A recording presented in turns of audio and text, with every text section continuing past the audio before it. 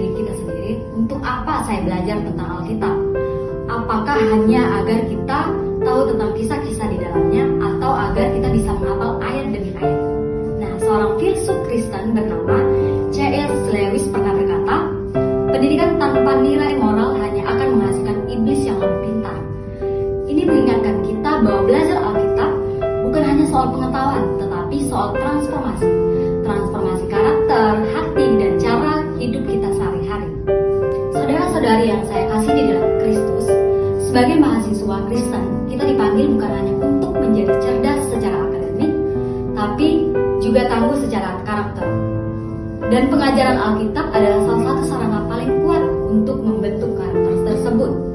Di dalam Alkitab, kita menemukan nilai-nilai karakter seperti kasih, kejujuran, kerendahan hati, pengampunan, dan tanggung jawab. Nilai-nilai ini bukan sekedar teori, ini adalah prinsip hidup yang harus kita praktekkan.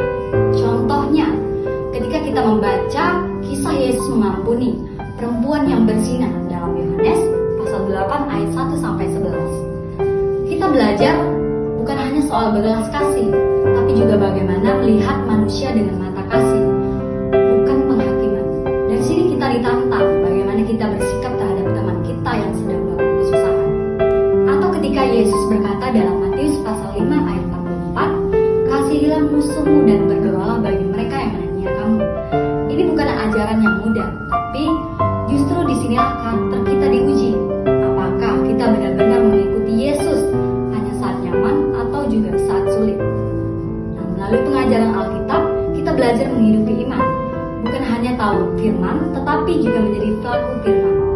Pengajaran Alkitab seharusnya membentuk kita menjadi pribadi yang berbeda, lebih sabar, lebih mengasihi, lebih bertanggung jawab dalam tugas-tugas kita, baik sebagai mahasiswa, anak, maupun bagian dari masyarakat.